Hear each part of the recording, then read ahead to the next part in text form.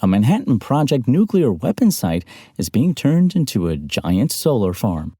More on that coming up, but first, Boeing has revealed that it has taken another $125 million in losses as a result of its Starliner spacecraft's delayed return from the ISS.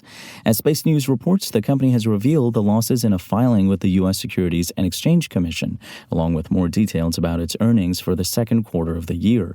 The company already posted $288 million in losses, primarily as a result of delaying the crew flight test mission in 2023.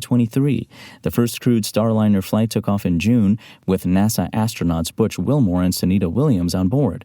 Boeing's spacecraft was only supposed to stay docked to the ISS for 8 days before ferrying the astronauts back to Earth, but issues with its hardware prevented the mission from sticking to its original timeline. The U.S. Department of Energy recently announced plans to turn land that previously housed aspects of the Manhattan Project into a 1-gigawatt solar farm. For the uninitiated, the Manhattan Project was a top-secret and successful effort to develop nuclear weapons during the 1940s. This particular renovation is being conducted at the former home of the Hanford Nuclear Testing Facility, otherwise known as Site W, which is in Washington State. This site housed the world's first full-scale plutonium production reactor. Plutonium made at this location was used in the very first atomic bomb and the Fat Man bomb that was dropped on Nagasaki, Japan. The location certainly is intriguing, but so is the Transformation Project.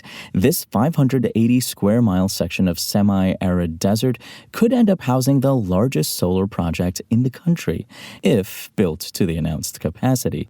This record currently belongs to the Edward Sanborn Solar and Energy Storage Project in California, which generates 875 megawatts of solar power. The Department of Energy has teamed up with Hecate Energy to repurpose the 8,000-acre site.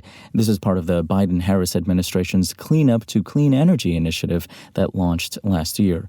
This program is tasked with repurposing Department of Energy-owned land for clean energy generation.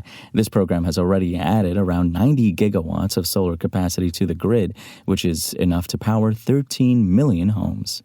This isn't quite a done deal yet. The Department of Energy and Hecate Energy still have to negotiate for a realty agreement, and the government could cancel these negotiations at any time.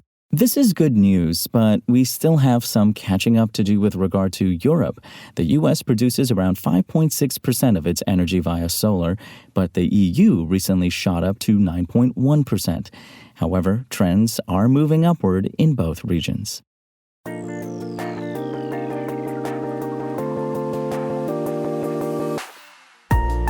Thanks for listening to the show. Make sure to rate, review, and subscribe on Apple Podcasts. Today's show featured journalism by Engadget contributor Lawrence Bonk and was produced by Spoken Layer. I'm Imran Sheikh, and as always, we'll talk more tomorrow.